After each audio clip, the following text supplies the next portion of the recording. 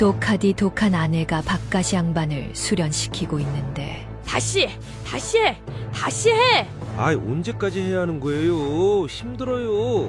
밥 먹기 싫으냐? 똑바로 하거라! 그렇게 장작패기 1년, 말타기만 1년째. 바오는 아내 덕에 듬직한 장군이 되었는데 오디오 야담을 찾아주셔서 감사합니다. 구독과 좋아요는 영상 제작에 큰 힘이 됩니다. 고구려 평원왕 때 이야기입니다. 도성에서 멀리 떨어진 산기슭에 한 사내가 살고 있었는데 이름은 바오라고 했습니다. 사람들은 그를 바보라고 불렀지만 사실 바오는 바보가 아니라 그저 순수한 사람이었습니다. 거짓말을 할 줄 몰랐고 계산할 줄도 몰랐으며 남을 해칠 생각이라고는 눈곱만큼도 없는 사람이었지요. 바오는 움막에서 홀로 살았습니다.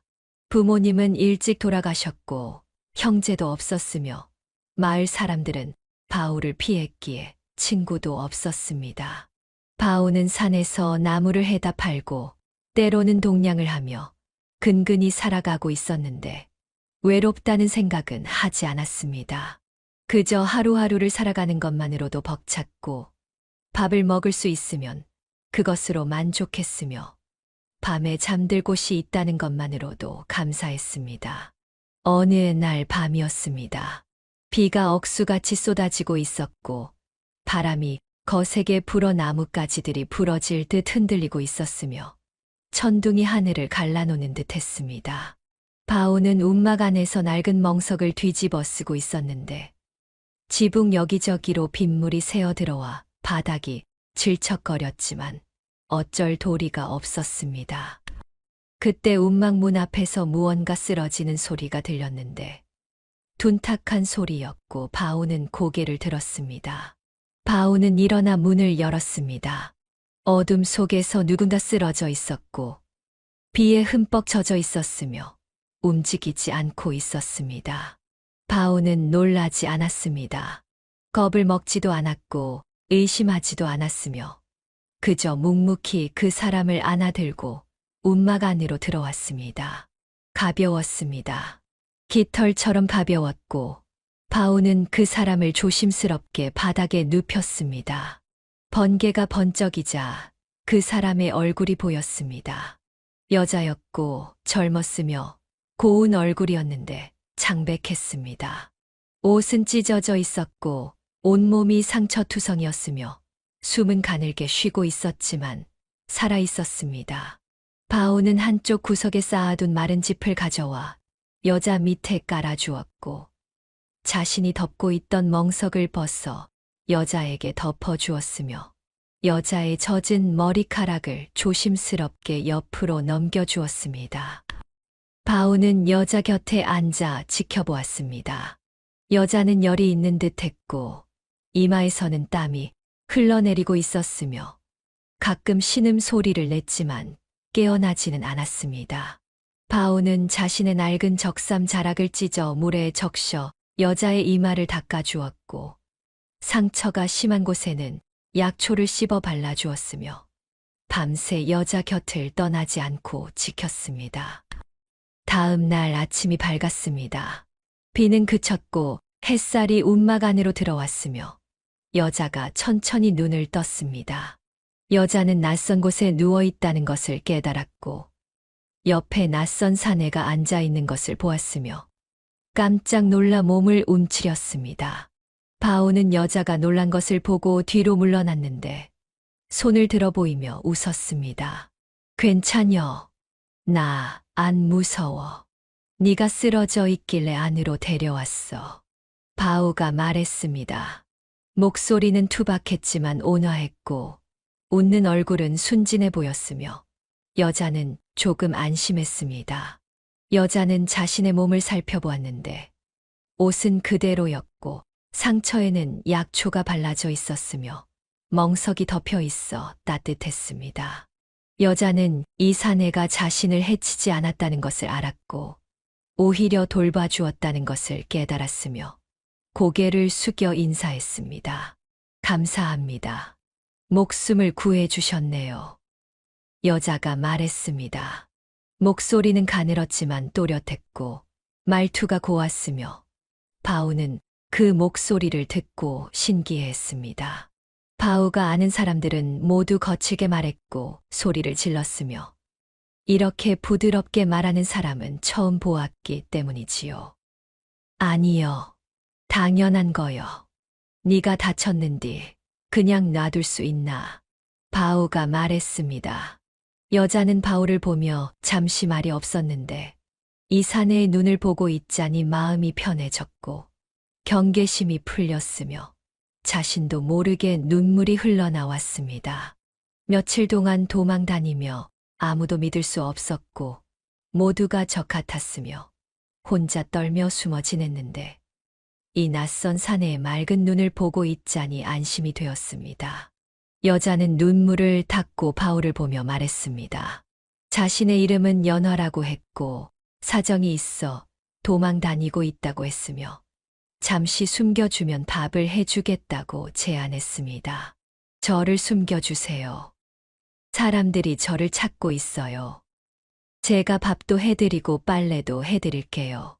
연화가 말했지만 바우는 고개를 저었습니다. 아니요. 네가 다쳤자녀. 밥은 내가 구해올 텐께 그냥 쉬어. 바우가 말하며 일어섰습니다. 연화는 당황했는데 자신이 제안한 거래를 거절당한 것이 의외였고 대가 없이 도와준다는 것이 믿기지 않았으며 이 사내가 무엇을 원하는지 알 수 없었습니다. 하지만 바우는 아무것도 원하지 않았습니다. 그저 다친 사람을 돕는 것이 당연하다고 생각했고 밥을 얻어오는 것쯤은 어렵지 않았으며 연화가 쉬어야 한다고 생각했을 뿐이었습니다. 바우는 움막을 나갔습니다. 비는 그쳤지만 땅은 질척거렸고 바우는 산길을 내려가 마을로 향했습니다. 마을 사람들은 바우를 보고 피했고 어떤 이는 돌을 던지기도 했으며 바보라고 욕을 하기도 했지만 바우는 신경 쓰지 않았습니다. 바우는 여러 집 대문 앞에서 무릎을 꿇고 빌었는데 밥을 조금만 달라고 했고 대부분의 집에서는 쫓겨났지만 한두 집에서 찬밥을 주었으며 바우는 그것을 소중히 품에 넣고 움막으로 돌아왔습니다. 움막에 돌아오니 연화는 여전히 누워 있었습니다. 바우는 품에서 찬밥을 꺼내 연화 앞에 놓았는데 비에 약간 젖었지만 먹을 만했고 바우는 환하게 웃으며 말했습니다. 밥 먹어. 많이는 못 구했는디 배는 안 고플겨. 연화는 그 찬밥을 보며 눈물을 흘렸습니다. 자신은 궁궐에서 산의 진미를 먹고 자랐고 비단 옷을 입고 자랐으며 수많은 궁녀들이 시중을 들었는데 지금은 낯선 거지 움막에서 그가 동량에 온 찬밥을 먹고 있었습니다. 하지만 이상하게도 이 찬밥이 그 어떤 음식보다 따뜻하게 느껴졌고 이 거지의 웃음이 그 어떤 아첨보다 진심으로 느껴졌으며 연화는 떨리는 손으로 찬밥을 집어 입에 넣었습니다. 감사합니다. 연화가 말했습니다. 바우는 고개를 끄덕이며 웃었고 연화가 밥을 다 먹을 때까지 옆에 앉아 지켜보았으며 연화가 다 먹자 흡족한 표정을 지었습니다. 바우는 자신은 먹지 않았는데 연화가 물어보자 아침에 먹었다고 거짓말을 했지만 사실은 연화에게 주려고 굶은 것이었습니다. 며칠이 지났습니다. 연화는 조금씩 회복되고 있었고 바우는 매일 마을에 내려가 밥을 구해왔으며 연화는 그 찬밥을 먹으며 힘을 되찾고 있었습니다. 어느 날 저녁 연화는 바우에게 물었습니다. 왜 저한테 이렇게 잘해주세요?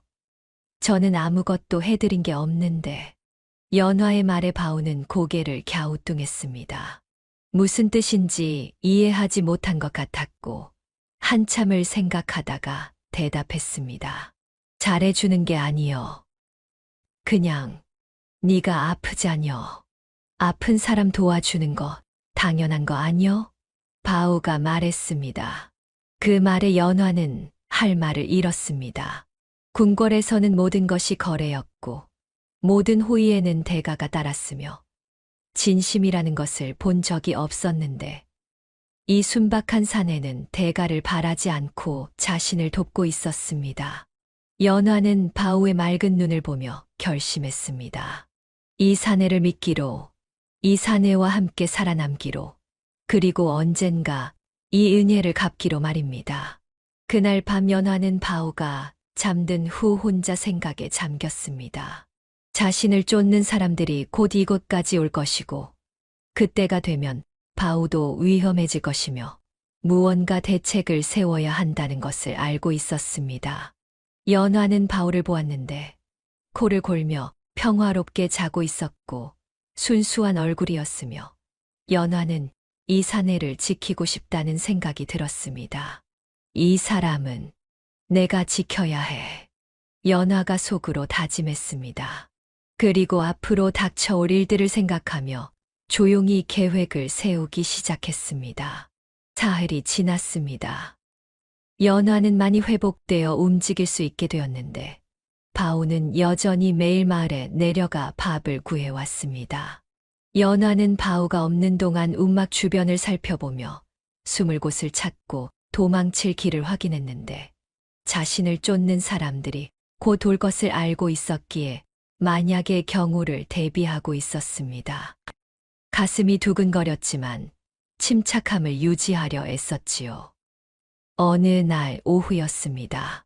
바우는 산에서 나무를 하고 있었고 연화는 움막 앞에서 옷을 기워 입고 있었는데 갑자기 말발굽 소리가 멀리서부터 들려왔습니다. 점점 가까워지는 소리였고 여러 마리의 말인 것 같았는데 연화는 얼굴이 창백해지며 황급히 움막 안으로 들어가 숨었습니다. 문틈으로 밖을 내다보니 온몸이 떨리기 시작했고 입술이 파랗게 질려 있었으며 눈에는 공포가 가득했습니다. 곧 관군 5명이 말을 타고 나타나더니 움막 앞에서 말을 멈추었는데 갑옷을 입고 칼을 차고 있었으며 얼굴에는 살기가 가득했습니다. 한 명이 말해서 내려 움막 주변을 살펴보는 동안 다른 이들도 내려 움막을 에워쌌고 대장으로 보이는 사내가 큰 소리로 누구 있느냐고 외치니 연화는 숨을 죽였습니다. 사시나무 떨듯 떨고 있었지요. 관군들이 움막 문을 열려는 순간 산에서 바우가 도끼를 들고 내려오고 있었습니다. 낯선 사람들이 자기 집 앞에 있는 것을 보고 고개를 갸우뚱했지만 겁을 먹지는 않았고 그저 궁금한 표정으로 다가가 누구냐고 물었습니다. 관군들은 남루한 옷을 입고 얼굴이 검게 그을린 바우를 보며 코웃음을 쳤는데 영락없는 거지였기 때문이지요. 대장이 바우를 위아래로 훑어보며 이 움막에 다른 사람이 있는지 여자를 본 적 없는지 물었고 바우는 고개를 저으며 혼자 산다고 대답했습니다. 거짓말이었는데 평생 거짓말을 해본 적이 없던 바우였지만 본능적으로 연화를 숨겨야 한다는 것을 알았고 관군들의 눈빛이 좋지 않다는 것을 느꼈으며 연화가 위험하다는 것을 깨달았던 것이지요. 대장은 의심스러운 표정으로 움막으로 다가가 문을 열려고 했습니다. 바로 그 순간 움막 안에서 연화가 떨리는 목소리로 불렀습니다. 저기. 작은 목소리였지만 관군들의 귀에 들렸는데 대장이 눈을 번뜩이며 움막 문을 박차고 들어가니 연화가 구석에 웅크리고 있었습니다. 관군들이 들어오자 더욱 몸을 움츠렸고 대장은 연화를 보고 입가에 음흉한 미소를 지었습니다. 대장이 저 계집을 잡으라고 명령하자 관군들이 연화에게 다가갔는데 연화는 바우를 향해 손을 뻗으며 떨리는 목소리로 속삭였습니다. 제발 색시라고, 저를 당신 색시라고 해주세요. 연화가 애원했습니다.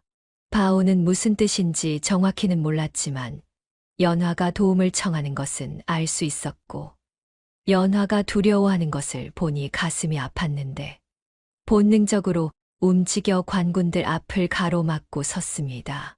도끼를 들고 있었고 눈빛이 변했는데 평소의 순한 눈빛이 아니라 짐승 같은 눈빛이었습니다. 대장이 비켜라고 소리치며 저 계집은 역적의 딸이라고 외쳤지만 바우는 움직이지 않았습니다. 오히려 한 걸음 앞으로 나서며 도끼를 더욱 단단히 쥐고는 낮게 으르렁거렸습니다. 안 들려. 내 색시라잖아. 바우가 포효하니 목소리가 움막을 울렸고 관군들이 움찔하며 뒤로 물러섰는데 바우의 눈빛에서 느껴지는 살기 때문이었습니다. 바우는 계속 말했는데 목소리는 떨렸지만 단호했고 온몸에서 위협이 뿜어져 나오고 있었습니다. 내 색시 건드리면 다 죽여버릴켜. 바우가 소리치며 도끼를 들어 올리니 당장이라도 내려칠 기세였고 관군들은 더욱 뒤로 물러섰습니다. 대장은 바우를 보며 인상을 찌푸렸는데 저 미친놈이 정말 덤빌 것 같았고 굳이 여기서 싸울 이유는 없었으며 다른 곳을 더 찾아봐야 한다고 판단했습니다. 대장이 욕을 퍼부으며 미친놈이라고 중얼거리고는 가자고 명령하자 관군들이 움막을 나가 말에 올라탔고 바우는 그들의 모습이 완전히 사라질 때까지 움막 앞을 지키고 서 있었습니다. 관군들이 보이지 않게 되자 바우는 도끼를 내려놓으며 무릎을 꿇고 주저앉았는데 온몸에서 힘이 빠져나간 것이었습니다. 연화가 바우에게 다가가 그를 껴안으니 바우의 등을 쓰다듬으며 감사를 표했는데 떨리고 있었지만 안도의 눈물을 흘리고 있었고 바우는 연화가 우는 것을 느끼고 당황했습니다. 바우가 울지 말라고 괜찮다고 자기가 여기 있다고 어색하게 말하자 연화는 고개를 끄덕이며 눈물을 닦았고 바우의 얼굴을 보며 미소를 지었습니다. 한참 후 연화가 진정되자 바우가 조심스럽게 물었습니다. 근디, 색시가 뭐여? 먹는겨? 바우가 물었습니다. 연화는 바우의 순진한 질문에 웃음이 나왔지만 참으며 진지한 표정으로 설명했습니다. 색시는 가족입니다. 평생 함께 사는 사람이에요. 밥 해주고, 옷 지어주고, 아플 때 돌봐주고, 그런 사람이에요. 연화가 설명하자 바우는 고개를 끄덕이며 이해한 듯 했는데, 잠시 생각하더니 환하게 웃으며, 그럼 연화가 자기 엄마 같은 거냐고 물었습니다.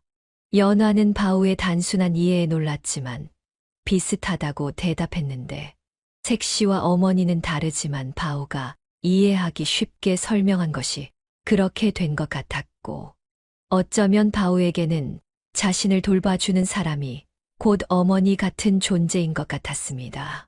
바우는 더욱 환하게 웃으며 연화의 손을 잡았는데, 눈이 초롱초롱 빛나고 있었고, 기쁜 듯 했습니다.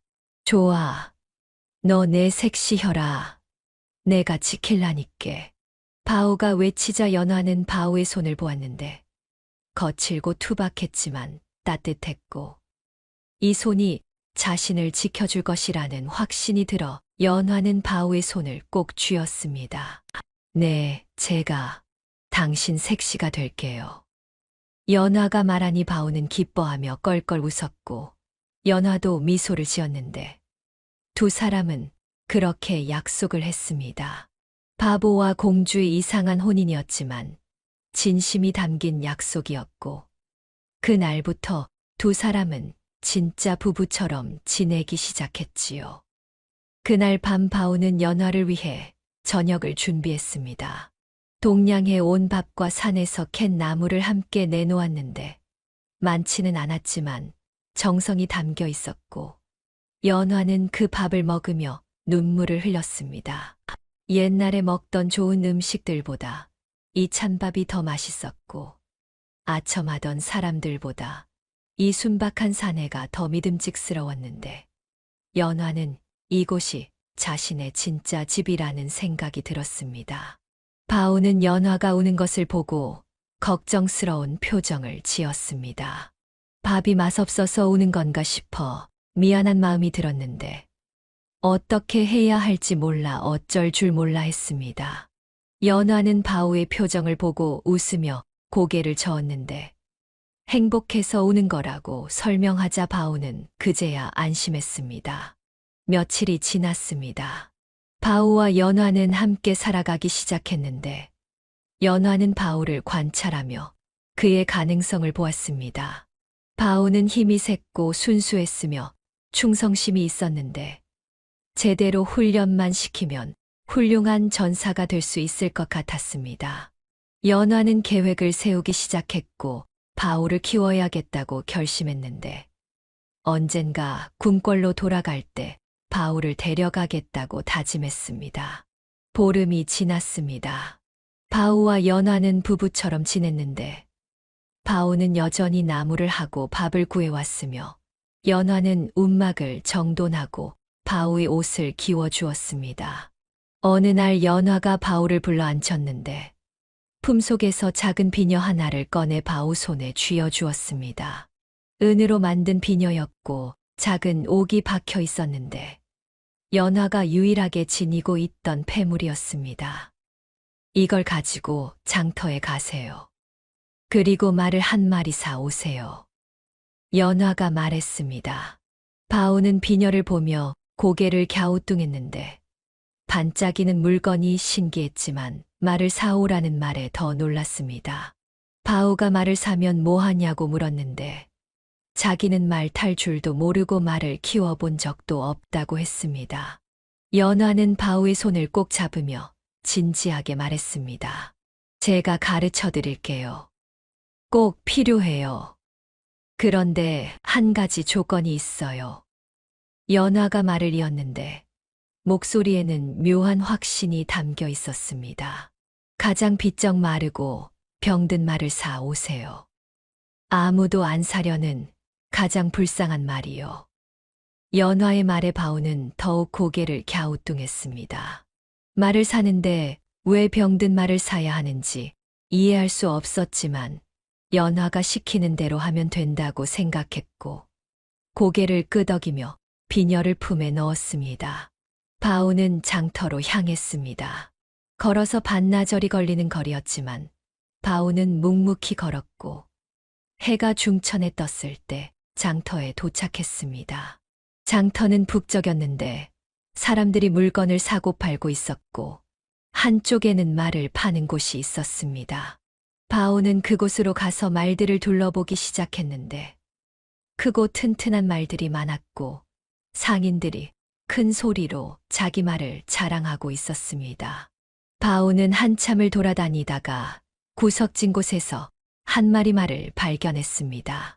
다른 말들과 떨어져 묶여 있었는데 비쩍 말라 갈비뼈가 드러나 있었고 털은 윤기가 없이 푸석푸석했으며 왼쪽 앞다리를 절뚝거리고 있었습니다. 눈은 풀이 죽어 있었고 고개를 떨구고 있었는데 살날이 얼마 안 남은 것처럼 보였습니다. 바우는 그 말 앞에 멈춰 섰는데 말이 고개를 들어 바우를 보았고 바우는 말의 눈을 들여다보았습니다. 말의 눈에는 슬픔이 가득했습니다. 아픔과 외로움이 느껴졌는데 바우는 그 눈을 보는 순간 자신의 과거가 떠올랐습니다. 사람들에게 바보라고 놀림받고 돌팔매질 당하던 어린 시절, 혼자 움막에서 떨며 지내던 날들, 누구도 자신을 돌아보지 않던 외로운 시간들이 생각났고 바우는 말을 보며 말했습니다. 너도 남행키로 혼자구나. 바우가 중얼거리며 말에게 다가갔습니다. 말 주인이 다가오더니 바우를 보고 인상을 찌푸렸는데 거지 주제의 말을 보고 있다며 비웃었습니다.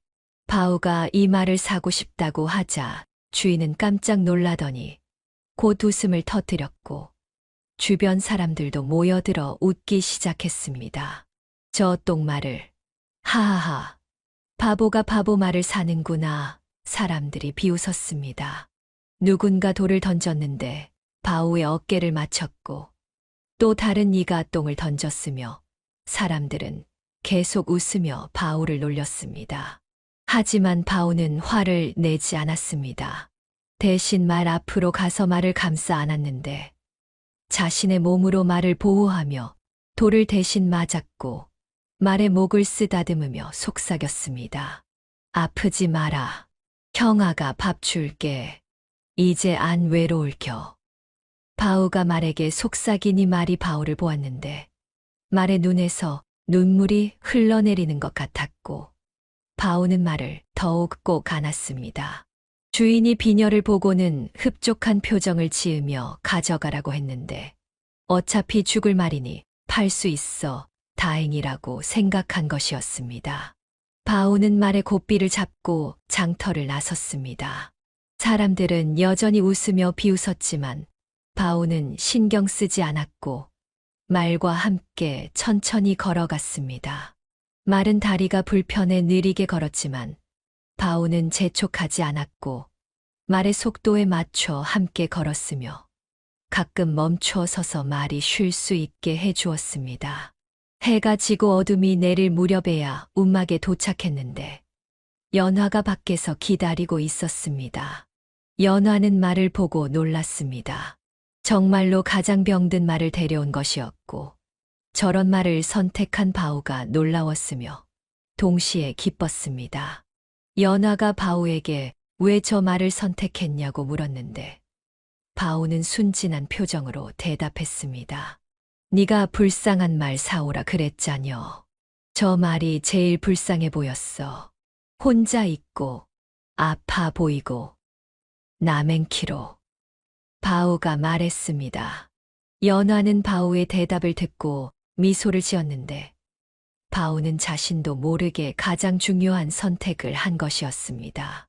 공감 능력, 그것이 바로 연화가 바오에게서 본 가장 큰 재능이었고 이 순수한 마음이 있다면 바오는 무엇이든 해낼 수 있을 거라고 연화는 확신했습니다. 잘하셨어요. 아주 잘하셨어요. 연화가 말하며 바오의 손을 잡았습니다. 바오는 칭찬을 들으니 기뻐서 환하게 웃었고 말을 움막 옆에 묶어두었습니다. 연화는 바오에게 물과 여물을 가져오게 했는데 바오는 자신이 먹을 밥까지 아껴 말에게 주었고 말은 처음에는 경계하다가 조금씩 여물을 먹기 시작했습니다. 밤이 되었습니다. 바오가 잠든 후 연화는 몰래 일어나 말에게 갔습니다. 달빛 아래에서 말을 자세히 살펴보았는데 겉모습은 비참했지만 뼈대가 좋았고 다리가 길었으며 눈빛에는 영특함이 남아 있었습니다. 연화는 확신했습니다. 이 말은 제대로 돌보기만 하면 천리마가 될 수 있다고 말입니다. 연화는 말의 털을 쓰다듬으며 속삭였습니다. 곧 좋아질 거라고, 자신과 바오가 돌봐줄 거라고, 함께 멀리 갈 거라고 말했습니다. 말은 연화를 보며 조용히 서 있었는데 마치 연화의 말을 이해하는 것 같았고 연화는 말의 목을 다정하게 안아주었습니다. 다음 날부터 연화와 바오는 말을 정성껏 돌보기 시작했습니다. 바오는 산에서 가장 부드러운 풀을 뜯어왔고 개울에서 깨끗한 물을 길어왔으며 말의 털을 빗겨주고 상처에 약초를 발라주었습니다. 연화는 말에게 특별한 음식을 만들어 주었는데 곡식을 갈아 죽처럼 만들어 먹이기 쉽게 했고 약초를 섞어 말의 기력을 회복시켰습니다. 며칠이 지나자 말에게 변화가 보이기 시작했습니다. 눈에 생기가 돌았고 털에 윤기가 나기 시작했으며 절뚝거리던 다리도 조금씩 나아지고 있었습니다. 바오는 말의 변화를 보며 기뻐했는데 매일 말에게 이야기를 해주었고 말을 쓰다듬어 주었으며 말도 바오를 따르기 시작했습니다. 바오가 다가가면 말이 코를 킁킁거리며 반겼고 바오가 부르면 고개를 돌려 바오를 보았으며 두 생명 사이에 유대가 생기고 있었습니다. 연화는 바오와 말을 보며 미소를 지었습니다. 바오는 동물과 교감하는 능력이 탁월했고 순수한 마음으로 대하니 동물들도 바오를 따랐으며 이것이 바로 연화가 찾던 재능이었습니다. 전사는 힘만으로 되는 것이 아니었고 말과 하나가 되어야 진정한 기병이 될 수 있었으며 바오는 그럴 수 있는 사람이었습니다. 한 달이 지났습니다. 말은 놀랍도록 회복되었는데 살이 오르고 털이 윤기나게 변했으며 다리도 거의 나아 더 이상 절뚝거리지 않았습니다. 연화는 밤마다 몰래 말을 훈련시키기 시작했는데 바오가 자는 동안 말을 타고 달리는 연습을 했고 말의 잠재력을 끌어내고 있었으며 말은 날로 빨라지고 강해지고 있었습니다. 어느 날 아침 바오가 일어나 말을 보고 깜짝 놀랐습니다. 말이 완전히 달라져 있었는데 늠름한 모습이었고 눈빛은 당당했으며 털은 햇빛에 반짝이고 있었습니다. 바오는 자신이 돌본 말이 이렇게 멋지게 변한 것이 믿기지 않았고 연화에게 달려가 기쁨에 겨워 소리쳤습니다. 색시, 우리 말 봤어? 완전 달라졌어. 이쁘게 됐어. 바오가 외치자 연화는 웃으며 고개를 끄덕였습니다. 이제 시작일 뿐이라고, 앞으로 더 멋진 말이 될 거라고 말했는데 바오는 신이 나서 말을 쓰다듬으며 좋아했습니다. 연화는 그 모습을 보며 다음 단계를 준비했습니다. 이제 바오를 훈련시킬 차례였고 바오를 전사로 만들 때가 된 것이었습니다. 말이 회복되자 연화는 다음 단계를 시작했습니다. 바오를 훈련시킬 차례였습니다. 바오는 힘은 있었지만 제대로 된 무술을 배운 적이 없었습니다. 싸움이라고는 돌팔매질을 피하는 것뿐이었으니 전사로 만들려면 기본부터 가르쳐야 했습니다. 하지만 연화는 조심스러웠습니다.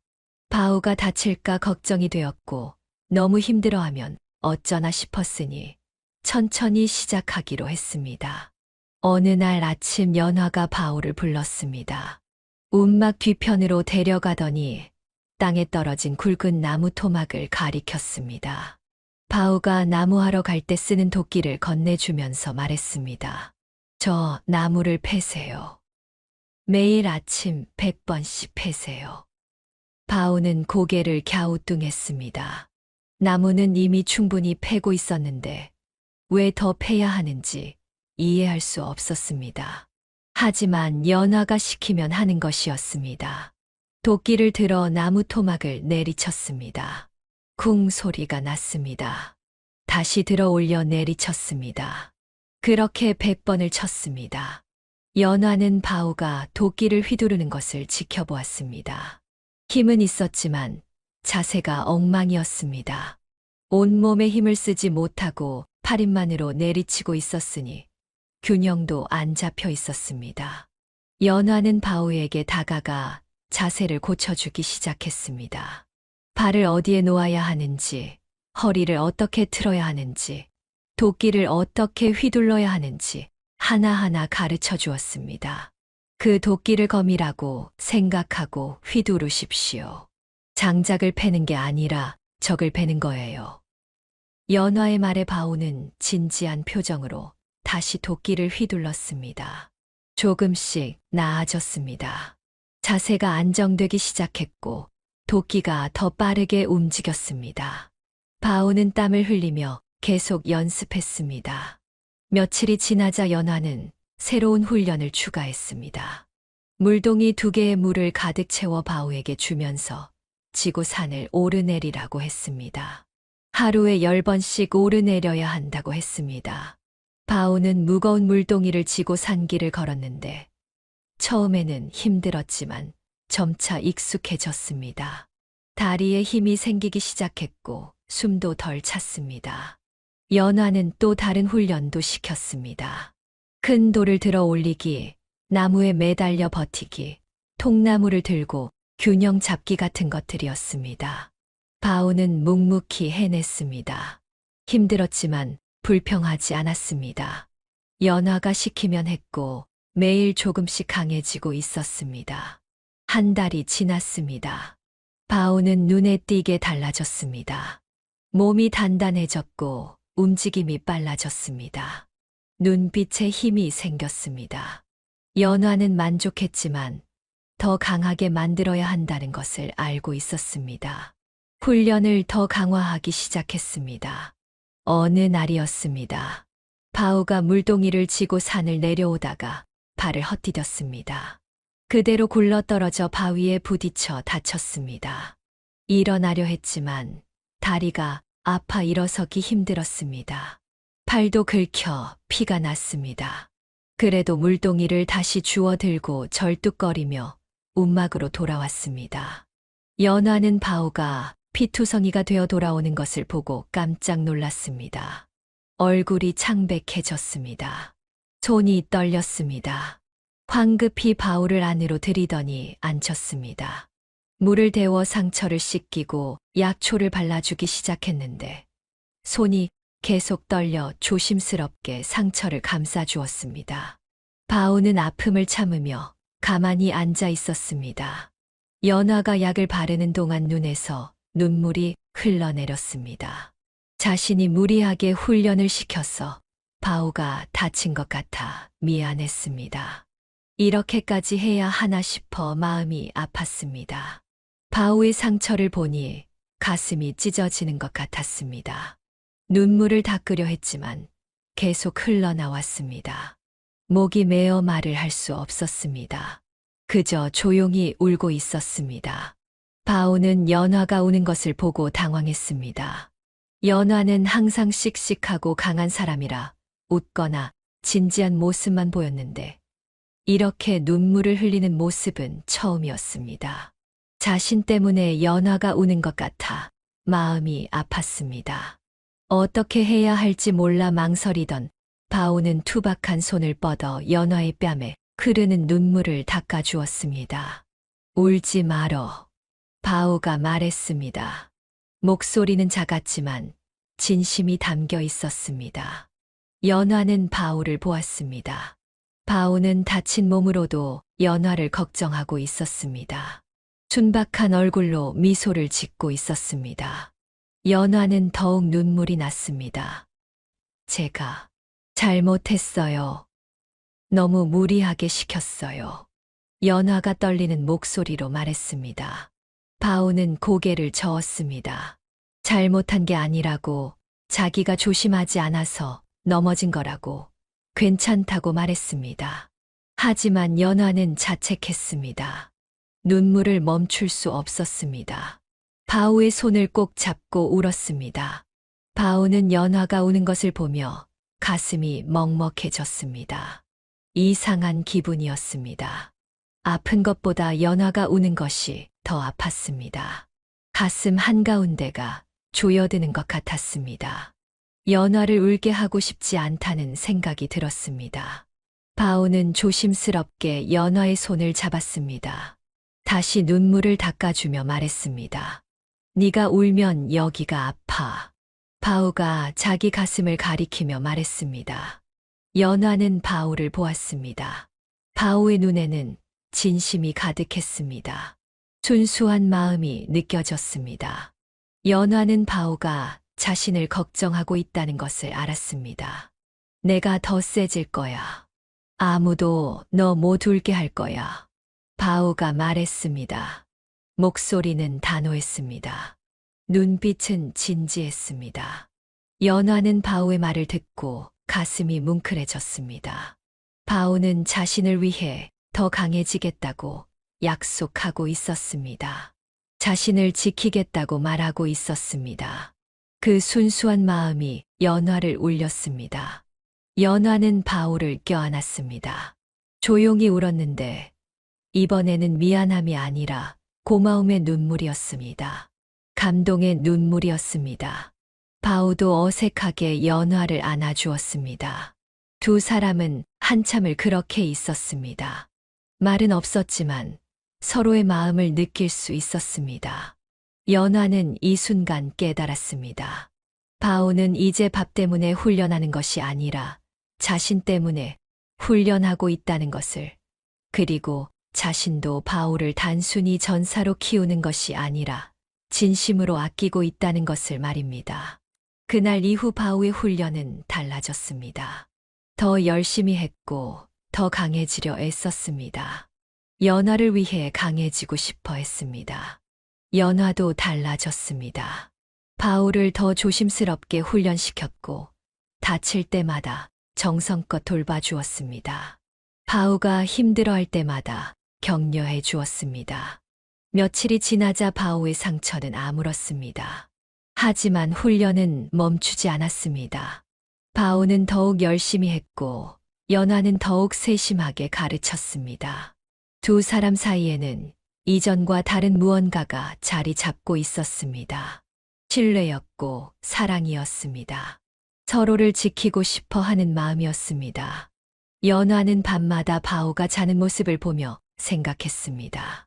이 순박한 사내가 자신의 전부가 되어가고 있다는 것을 처음에는 이용하려 했지만 이제는 진심으로 아끼고 있다는 것을, 그리고 언젠가 궁궐로 돌아갈 때 바우를 곁에 두고 싶다는 것을 말입니다. 연화는 바우의 머리를 쓰다듬으며 속삭였습니다.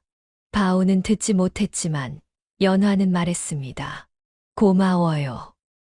당신이 있어서. 연화의 목소리는 작았지만 진심이었습니다. 밤하늘의 별들이 그 말을 듣고 있는 것 같았습니다. 바람이 불어와 연화의 머리카락을 흔들어 주었습니다. 연화는 미소를 지으며 바우 옆에 누웠습니다. 처음으로 편안한 잠이 들었고 바우도 편안하게 숨을 쉬며 자고 있었습니다. 두 사람은 그렇게 서로를 의지하며 하루하루를 보내고 있었습니다. 석 달이 지났습니다. 바우는 완전히 달라져 있었습니다. 도끼를 휘두르는 모습은 이제 전사 같았고 물동이를 지고 산을 오르는 것도 거뜬했으며 말을 타고 달리는 실력도 능숙해졌습니다. 연화가 가르친 것들을 모두 익혔고 몸은 단단해졌으며 눈빛은 날카로워졌습니다. 연화는 만족했습니다. 이제 바우는 준비가 되었습니다. 어느 날 아침이었습니다. 연화가 개울에서 빨래를 하고 있었는데 갑자기 물살이 거세지면서 무언가 떠내려왔습니다. 천 조각이었습니다. 연화가 건져 올렸는데 순간 얼굴이 하얗게 질렸습니다. 황금색 천이었습니다. 찢어져 있었지만 문양이 선명했는데 봉황과 구름 무늬가 수놓아져 있었습니다. 왕실의 깃발이었습니다. 피가 묻어 있었습니다. 연화의 손이 떨렸습니다. 아버님. 연화는 황급히 움막으로 뛰어갔습니다. 바우가 나무를 패고 있었는데 연화가 부르자 고개를 돌렸습니다. 큰일 났어요. 지금 당장 가셔야 해요. 연화의 목소리가 떨렸습니다. 바우는 연화의 얼굴을 보고 놀랐는데 창백했고 겁에 질려 있었습니다. 무슨 일이요? 저 북쪽 숲으로 가세요. 빨리요. 연화가 움막 안으로 들어가더니 무언가를 꺼내왔습니다. 낡은 갑옷이었는데 가죽으로 만든 것이었고 여기저기 해지고 찢어져 있었지만 튼튼해 보였습니다. 연화가 어디서 숨겨뒀는지 바우는 처음 보는 것이었습니다. 이걸 입으세요. 빨리요. 연화가 바우에게 갑옷을 입히기 시작했는데 손이 떨려 매듭을 제대로 묶지 못했습니다. 바우가 연화의 손을 잡았습니다. 진정여. 무슨 일인지 말해봐. 숲에 수염 난 할아버지가 한 분 계실 거예요. 위험에 처해 있어요. 연화가 떨리는 목소리로 말했습니다. 바우는 고개를 갸우뚱했습니다. 할아버지, 누군디? 연화가 바우의 눈을 똑바로 보았습니다. 눈에 눈물이 고여 있었습니다. 제 아버지예요. 가서 모셔오세요. 제발. 바우는 깜짝 놀랐습니다. 연화의 아버지라니. 연화는 자신의 가족에 대해 말한 적이 없었는데 바우는 연화의 아버지가 어떤 사람인지 몰랐지만 중요하다는 것은 알았습니다. 그럼 내 가서 모셔올게. 바우가 말하자 연화가 고개를 끄덕이며 갑옷끈을 다시 매기 시작했는데 이번에는 손이 덜 떨렸습니다. 도끼를 가져다 주며 허리에 차게 했고 말을 끌고 왔습니다. 수염 난 할아버지만 모셔오세요. 다른 사람들은 적일 수 있어요. 조심하세요. 연화가 말했습니다. 바우가 말에 오르려는데 연화가 바우의 손을 꼭 잡았습니다. 털끝 하나라도 다치면 저 슬퍼서 밥도 안 먹고 올 거예요. 연화가 떨리는 목소리로 말하자 바우의 얼굴이 굳어졌습니다. 연화가 우는 것을 볼 수 없었습니다. 절대로 안 됐습니다. 안 돼, 울지 마. 내 후딱 다녀올게. 바우가 말에 올라탔습니다. 연화가 말에 목을 쓰다듬으며 속삭였습니다. 부탁해. 바우 지켜줘. 말이 코를 킁킁거리며 대답하는 것 같았습니다. 바우가 말을 몰았고 말이 달리기 시작하자 연화는 바우가 숲으로 사라질 때까지 지켜보며 손을 모아 기도했습니다. 제발. 무사하게. 바우는 북쪽 숲을 향해 달렸습니다. 말은 빨랐고 바람이 얼굴을 때렸습니다. 바우는 연화의 얼굴을 떠올렸는데 떨리던 목소리를 떠올렸고 눈물을 참던 모습을 떠올렸습니다. 네, 꼭 모셔올겨. 색시 안 울게 할겨. 한참을 달려 숲이 가까워졌습니다. 바우는 말을 조금 늦추며 귀를 기울였습니다. 멀리서 소리가 들렸는데 고함 소리였고 칼 부딪히는 소리였습니다. 싸우고 있었습니다. 바우는 말에서 내렸습니다. 도끼를 꺼내 들었습니다. 깊게 숨을 들이마셨는데 가슴이 두근거렸고 손에 힘이 들어갔습니다. 처음 느껴보는 감정이었습니다. 두려움이 아니었습니다. 오히려 뜨거웠고 연화를 지키고 싶다는 마음이 온몸에 불타올랐습니다. 숲속으로 들어갔습니다. 조심스럽게 걸었는데 나뭇가지를 밟지 않으려 했고 소리를 내지 않으려 했습니다. 연화가 가르쳐준 대로 움직였습니다. 소리가 점점 가까워졌습니다. 나무 뒤에 숨어 앞을 살폈습니다. 사람들이 보였습니다. 갑옷 입은 사람들이 여럿 있었는데 칼을 들고 있었고 한 사람을 에워싸고 있었습니다. 가운데 노인이 서 있었습니다. 수염이 하얗게 센 노인이었는데 화려한 옷을 입고 있었지만 찢어지고 더러워져 있었습니다. 손에 칼을 들고 있었지만 힘들어 보였고 숨을 헐떡이고 있었으며 다리에 피가 흘렀습니다. 저 할아버지다. 바오는 확신했습니다. 연화가 말한 사람이 저 노인이었습니다. 주변의 사람들은 적이었는데 연화의 아버지를 해치려는 사람들이었습니다. 적들 중 한 명이 앞으로 나섰습니다. 칼을 들어 올렸는데 노인을 찌르려는 것 같았습니다. 노인은 칼을 들어 막으려 했지만 힘이 없어 보였고 위태로웠습니다. 바오는 도끼를 꽉 쥐었습니다. 심호흡을 했습니다. 연화의 얼굴을 떠올렸고 연화가 우는 모습을 떠올렸습니다. 안 됐습니다. 절대로 안 됐습니다. 바오는 나무 뒤에서 뛰쳐나왔습니다. 도끼를 들어 올렸고 고함을 질렀습니다. 비켜. 나 바빠. 적들이 놀라 돌아봤습니다. 산적 같은 사내가 도끼를 들고 달려오고 있었는데 갑옷을 입고 있었지만 누더기 같았고 얼굴은 검게 그을렸으며 눈빛은 짐승 같았습니다. 적들이 칼을 들어 막으려 했지만 바우는 멈추지 않았습니다. 바우가 첫 번째 적에게 도끼를 휘둘렀습니다. 적이 칼로 막았지만 바우의 힘에 밀려 뒤로 날아갔고 나무에 부딪혀 쓰러졌습니다. 두 번째 적이 달려들자 바우가 도끼를 옆으로 휘둘렀는데 적의 칼이 튕겨나갔고 적이 비틀거렸습니다. 세 번째와 네 번째 적이 동시에 덤벼들었습니다. 바우는 연화가 가르쳐준 대로 움직였는데 도끼를 검처럼 휘둘렀고 발을 움직여 균형을 잡았으며 온몸에 힘을 썼습니다. 도끼가 바람을 가르며 휘둘러졌고 적들이 하나씩 쓰러지기 시작했습니다. 노인은 바울을 보며 놀랐습니다. 저 사내는 누구인가, 어디서 온 것인가 싶었지만 생각할 시간이 없었습니다.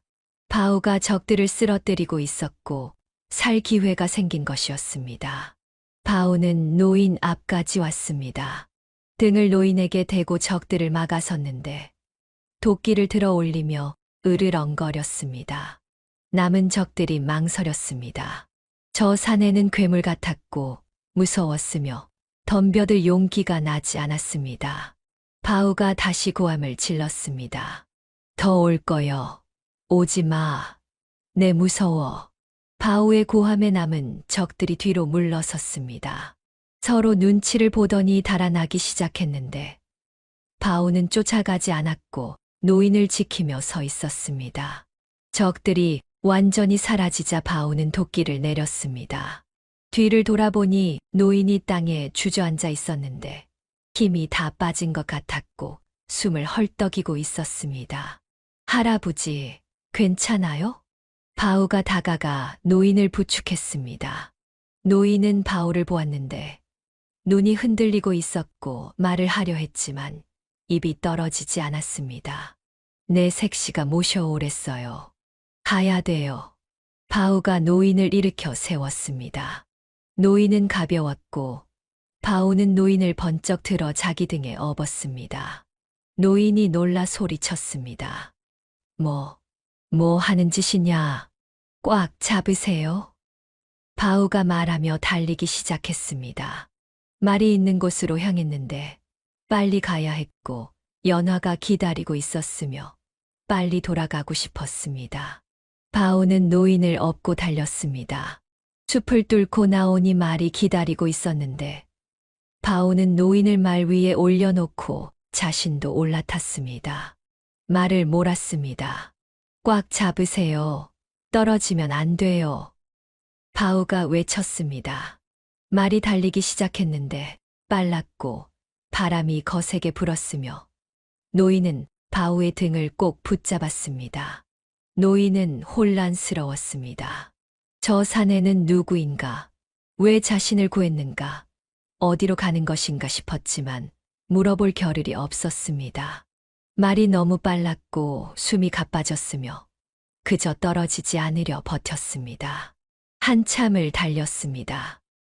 숲이 멀어졌고 산길이 나타났으며 작은 움막이 보였습니다. 바우가 말을 멈췄는데 움막 앞에 여자가 서 있었습니다.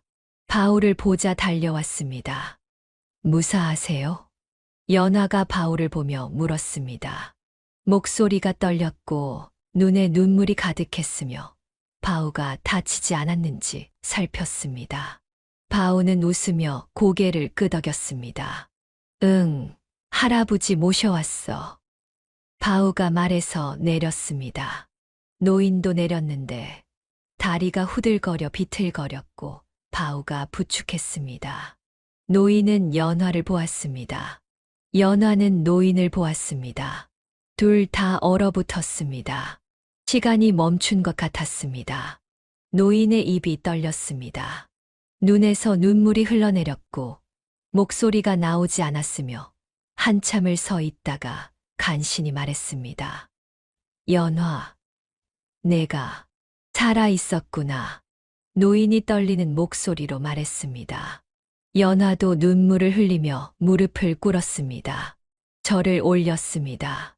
아버님, 불효녀 평강이옵니다. 연화가 울먹이며 말했습니다. 노인은 연화에게 다가가 일으켜 세웠는데 떨리는 손으로 연화의 얼굴을 쓰다듬었고 눈물이 계속 흘러내렸으며 목이 메어 말을 잇지 못했습니다. 한참을 그렇게 서 있다가 연화를 끌어안았습니다. 미안하다. 미안하다. 내가 너를 지키지 못했구나. 노인이 울며 말했습니다. 연화도 아버지를 껴안고 울었는데 오랜만에 보는 아버지였고 살아있다는 것이 기뻤으며 안전하다는 것이 감사했습니다. 바오는 두 사람을 보며 멀뚱히 서 있었는데 감동적인 장면이라는 것은 알았지만 왜 우는지는 정확히 몰랐습니다. 한참 후 두 사람이 진정되었습니다. 연화가 아버지를 움막 안으로 모셨는데 앉히고 물을 떠다 드렸으며 다리의 상처를 살폈습니다. 상처가 깊지는 않았지만 피가 많이 났는데 연화는 약초를 가져와 정성껏 발랐습니다. 노인은 주변을 둘러보았습니다. 허름한 움막이었고 가진 것이 별로 없었으며 초라했습니다. 하지만 깨끗했고 정돈되어 있었으며 딸이 여기서 살았다는 것을 알고 가슴이 아팠습니다. 그때 노인의 시선이 바우에게 향했습니다. 바우는 구석에 서서 어색하게 웃고 있었는데 온몸이 땀에 젖어 있었고 갑옷은 먼지투성이었으며 얼굴은 그을려 있었습니다. 노인은 바우를 보며 경계심이 들었습니다. 내 놈은 누구냐? 노인이 조심스럽게 물었습니다. 바우는 헤헤 웃으며 손을 흔들었는데 순진한 얼굴이었고 위협적이지 않았습니다. 나 바우인디요. 색시가 안 울게 할아버지 모셔오랬슈. 나 잘했쭈. 바우가 자랑스럽게 말했습니다. 노인은 바우의 말을 듣고 얼어붙었습니다. 색시, 저 사내가 연화의 색시라고. 노인은 연화를 보았는데 연화가 고개를 끄덕이며 말했습니다. 예, 아버님. 이분이 제 남편이십니다. 바우예요. 연화가 조심스럽게 말했습니다. 노인의 눈이 커졌습니다. 믿을 수 없었는데 자신의 딸이 공주가 저런 사내와 혼인을 했다니 싶었습니다. 노인은 바우를 다시 보았습니다. 바우는 여전히 웃고 있었고 순박한 얼굴이었으며 아기가 전혀 없어 보였습니다. 노인은 혼란스러웠습니다. 화를 내야 할지 슬퍼해야 할지 알 수 없었는데 하지만 한 가지는 확실했습니다. 저 사내가 자신의 목숨을 구했다는 것, 목숨을 걸고 자신을 구해냈다는 것이었습니다. 내 놈이 나를 구한 것이냐? 노인이 떨리는 목소리로 물었습니다. 바우는 고개를 끄덕이며 환하게 웃었습니다. 예, 색시가 울까봐 모셔왔슈. 색시 우는 거 싫어요. 바우가 순진하게 말했습니다. 노인은 바우를 보며 가슴이 뜨거워졌습니다. 저렇게 순수한 사람이 있다니, 저렇게 진심인 사람이 있다니 싶었습니다. 노인은 자신의 주변을 떠올렸습니다. 궁궐의 신하들은 어디 있는가? 자신을 보필하던 신하들은 어디 있는가 싶었는데 똑똑하다던 신하들, 충성한다던 신하들이 모두 어디로 갔는지 알 수 없었습니다. 반란이 일어나자 다들 도망갔거나 배신했고 자신을 지켜준 사람은 아무도 없었습니다. 하지만 저 사내는 달랐습니다. 아무것도 모르는 사내, 자신이 누군지도 모르는 사내가 목숨을 걸고 자신을 구했는데 대가를 바라지 않았고 그저 색시가 울까봐 구해온 것이었습니다. 그 순수함이, 그 진심이 노인의 가슴을 찔렀습니다. 노인은 천천히 일어났습니다. 다리가 후들거렸지만 버텼고 바우에게 다가갔습니다. 바우는 당황하며 뒤로 물러섰는데 할아버지가 왜 다가오는지 몰랐습니다. 노인은 바우 앞에 섰습니다. 그리고 깊게 고개를 숙였습니다. 고맙다. 정말 고맙다. 노인이 떨리는 목소리로 말했습니다. 바우는 깜짝 놀라 손을 내저었습니다. 아이고, 고개 드세요. 할아버지가 왜 그러세요? 바우가 당황하며 말했습니다. 노인을 일으켜 세우려 했지만 노인은 계속 고개를 숙이고 있었고 눈물이 뚝뚝 떨어졌으며 어깨가 떨렸습니다. 연화가 다가왔습니다. 아버지를 부축하며 일으켜 세웠는데 연화도 울고 있었고 바우도 어찌할 바를 몰라 우왕좌왕했습니다. 노인은 한참을 울었습니다. 평생 울지 않았던 노인이었는데 왕으로서 강해야 했고 위엄을 지켜야 했으며 눈물을 보일 수 없었습니다. 하지만 이제는 참을 수 없었습니다. 죽을 뻔했고 배신당했으며 딸을 잃었다 다시 만났고 순박한 사내에게 구원받았습니다. 모든 감정이 한꺼번에 쏟아져 나왔고 노인은 소리내어 통곡했습니다. 바우와 연화는 노인을 부축하며 함께 있었습니다. 셋은 한참을 그렇게 서 있었는데 말은 없었지만 서로를 느낄 수 있었고 이상한 가족이 되어가고 있었습니다. 해가 저물었습니다. 연화가 저녁을 준비했는데 많지 않았지만 정성이 담겨 있었고 셋은 함께 앉아 밥을 먹었습니다. 노인은 초라한 밥상을 보며 미안했지만 이상하게도 맛있었습니다. 궁궐의 수라상보다 이 소박한 밥상이 더 따뜻했고 가족과 함께 먹는 밥이 더 소중했습니다. 밥을 먹으며 노인은 그동안의 일을 이야기했습니다. 반란이 일어났고 신하들이 배신했으며 도망쳐 숨어 지냈다는 것을 말했습니다. 연화도 자신의 이야기를 했는데 어떻게 도망쳤고 어떻게 바울을 만났으며 어떻게 지내왔는지 이야기했습니다. 바울은 두 사람의 이야기를 들으며 고개를 끄덕였는데 어려운 말은 이해하지 못했지만 분위기는 알 수 있었습니다. 밤이 깊어졌습니다. 노인은 움막 한쪽에 누웠는데 오랜만에 편안했고 안전하다는 느낌이 들었으며 바우와 연화가 지켜주고 있다는 것이 감사했습니다. 노인은 잠들기 전 생각했습니다. 저 순박한 사내를 믿어도 되는가?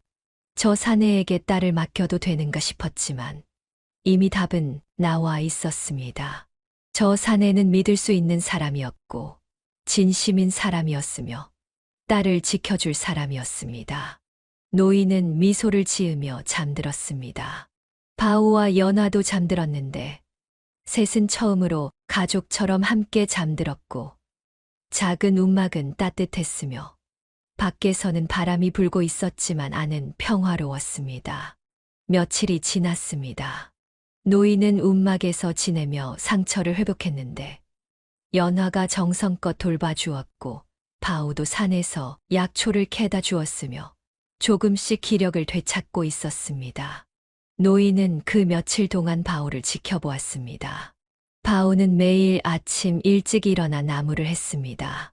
도끼를 들고 산으로 가서 나무를 패고 지게에 지어왔는데 힘든 일이었지만 불평하지 않았고 묵묵히 해냈습니다. 돌아오면 연화에게 웃으며 말했습니다. 색시, 나무 많이 가져왔어. 추우면 안 되니께. 바우가 자랑스럽게 말하면 연화가 웃으며 고맙다고 했고 바우는 더 환하게 웃었습니다. 노인은 그 모습을 보며 생각했습니다. 저 사내는 대가를 바라지 않는구나. 그저 색시가 좋아하면 그것으로 만족하는구나 싶었습니다. 어느 날 오후였습니다. 바우가 개울에서 물고기를 잡아왔는데 손으로 직접 잡았고 크고 싱싱한 물고기였습니다. 연화에게 건네며 말했습니다. 색시, 이거 구워 먹으면 맛있을겨. 할아버지도 드시게 혀. 바우가 말하자 연화가 고개를 끄덕이며 물고기를 받았는데 바우는 뿌듯한 표정으로 웃고 있었습니다. 노인은 그 모습을 보며 놀랐습니다. 자신을 위해 잡아온 것이라고 했는데 저 사내는 자신이 누군지 모르면서도 돌봐주고 있었고 그저 연화의 아버지라는 이유만으로 정성을 다하고 있었습니다. 그날 저녁 셋은 구운 물고기를 먹었습니다. 바우가 잡은 물고기는 정말 맛있었는데 노인은 오랜만에 제대로 된 식사를 했고 힘이 나는 것 같았습니다. 바우는 자신은 조금만 먹고 노인과 연화에게 더 많이 주었는데 자기는 괜찮다며 웃고 있었습니다. 할아버지가 더 드셔야 돼요. 힘내셔야 되니께. 바우가 말하며 물고기를 더 건넸습니다. 노인은 받으며 눈시울이 뜨거워졌는데 궁궐에서는 수많은 신하들이 자신에게 아첨했지만 진심은 없었고 위기가 오자 모두 떠났습니다. 하지만 저 사내는 달랐습니다. 아무것도 모르면서도 진심으로 돌봐주고 있었고, 대가를 바라지 않았으며, 그저 순수한 마음으로 자신을 대하고 있었습니다. 며칠이 더 지났습니다. 노인은 거의 회복되었고 걸을 수 있게 되었는데, 바오와 함께 운막 주변을 산책했습니다. 바오는 노인을 부축하며 천천히 걸었는데, 넘어질까 조심스러웠고 계속 괜찮은지 물어봤습니다. 할아버지, 힘들면 말씀혀요. 업어드릴게요. 바오가 말하자 노인은 웃으며 괜찮다고 했습니다. 함께 걷다가 바위에 앉아 쉬었는데, 바오가 물을 떠다 주었고 노인은 마시며 바오에게 물었습니다. 바오야, 너는 왜 나를 구했느냐? 노인이 진지하게 물었습니다. 바오는 고개를 갸우뚱하더니 순진하게 대답했습니다. 색씨가 모셔오랬어요. 색씨 아버지시자녀. 그게 다냐? 예. 색씨가 울까봐요. 색씨 우는 거 싫어요. 바오가 단순하게 말했습니다. 노인은 바오를 보며 깨달았습니다. 저 사내에게는 복잡한 이유가 없었고, 권력이나 명예에 대한 욕심도 없었으며, 그저 사랑하는 사람을 위해 움직일 뿐이었습니다. 가장 순수한 충성심이었고, 가장 진실한 마음이었습니다. 바오야, 너는 좋은 사람이구나. 노인이 말하자 바오는 헤헤 웃으며 고개를 긁적였습니다. 칭찬을 받으니 부끄러운 것 같았는데, 노인은 바오의 어깨를 두드려 주었고 바오는 더욱 환하게 웃었습니다. 그날 밤 노인은 연화와 둘이 이야기를 나눴습니다. 바오가 말을 돌보러 나간 사이였는데, 노인은 연화에게 물었습니다. 연화야, 너는 저 사내와 진심으로 살고 싶으냐? 노인이 조심스럽게 물었습니다. 연화는 고개를 끄덕이며 확신에 찬 목소리로 대답했습니다. 예, 아버님. 저는 바오와 함께 살고 싶습니다. 바오는 제가 만난 사람 중 가장 진실한 사람이에요. 연화가 말하자 노인은 미소를 지었습니다. 딸이 행복해 보였고 진심으로 사랑하고 있었으며 저 사내를 믿고 있었습니다. 노인은 더 이상 반대할 이유가 없었습니다. 며칠 후 마을에서 소식이 들려왔습니다. 충신들이 군사를 모아 반란군을 진압했다는 소식이었는데, 반란의 주모자들이 잡혔고 왕을 찾고 있다는 소식이었습니다. 노인은 이제 돌아갈 때가 되었다는 것을 알았습니다. 노인은 바오와 연화를 불렀습니다. 셋이 함께 앉았는데 노인은 진지한 표정으로 말했습니다. 이제 나는 돌아가야 한다. 궁궐로 돌아가야 한다. 노인이 말하자 바오는 고개를 끄덕였습니다. 할아버지가 가야 한다면 가야 하는 것이라고 생각했는데 아쉬웠지만 어쩔 수 없는 일이었습니다. 연화는 아버지를 보며 물었습니다. 저희는 어떻게 되는 건가요? 너희도 함께 가야지. 너는 내 딸이고 바오는 내 사위니까. 노인이 말하자 바오는 눈이 휘둥그레졌습니다.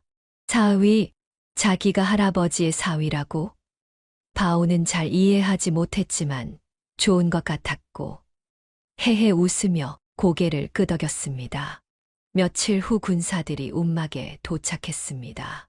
충신들이 왕을 모시러 온 것이었는데 왕이 살아계시다는 소식을 듣고 달려온 것이었습니다. 신하들은 왕을 보고 무릎을 꿇었고 눈물을 흘리며 용서를 빌었습니다. 왕은 신하들을 일으켜 세웠고 함께 궁궐로 돌아갈 것이라고 말했습니다. 왕은 바오와 연화를 불렀습니다. 신하들 앞에서 말했는데 목소리는 단호했고 위엄이 있었습니다. 이 사내는 나를 구한 은인이다. 그리고 내 딸의 남편이다. 오늘부터 이 사내는 내 사위이며 대장군으로 임명한다. 왕이 말하자 신하들이 놀라 바오를 보았습니다. 바오는 어리둥절한 표정으로 서 있었는데 대장군이 뭔지도 몰랐고 무슨 일인지 이해하지 못했습니다. 하지만 연화가 웃으며 바오의 손을 잡아주었고 바오도 따라 웃었습니다. 궁궐로 돌아왔습니다. 왕은 옥좌에 앉았고 신하들은 줄지어 섰으며 백성들은 왕이 돌아왔다는 소식에 기뻐했습니다. 반란은 진압되었고 주모자들은 벌을 받았으며 나라는 다시 평화를 되찾았습니다. 대전의 신하들이 모였습니다. 왕이 바오를 불러 앞으로 나오게 했는데 바오는 어색한 표정으로 걸어 나갔습니다. 새 옷을 입었지만 어색해했고 궁궐이 너무 넓어 신기했으며 사람들이 많아 긴장했습니다. 연화가 옆에서 걸으며 괜찮다고 속삭여 주었고 바오는 조금 안심했습니다. 왕이 입을 열었습니다. 목소리는 위엄이 있었고 대전 안에 울려 퍼졌으며 신하들이 모두 집중해서 들었습니다. 바오는 과인을 구한 은인이다. 목숨을 걸고 과인을 지켰고 공주를 보호했으며 나라의 은인이라 할 수 있다. 왕이 말하자 신하들이 고개를 끄덕였습니다. 왕이 계속 말했습니다. 오늘부터 바오를 대장군으로 임명하노라. 그리고 저택 한 채와 논밭 100마지기, 금은보화를 하사하노라. 왕이 말하자 신하들이 박수를 쳤습니다. 엄청난 포상이었고 마땅한 일이었으며 모두가 축하했습니다. 하지만 바오는 난처한 표정을 지었습니다.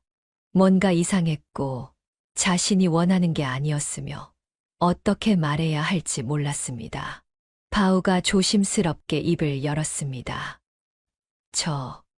그게, 바오가 말을 더듬자 왕이 궁금한 표정으로 물었습니다.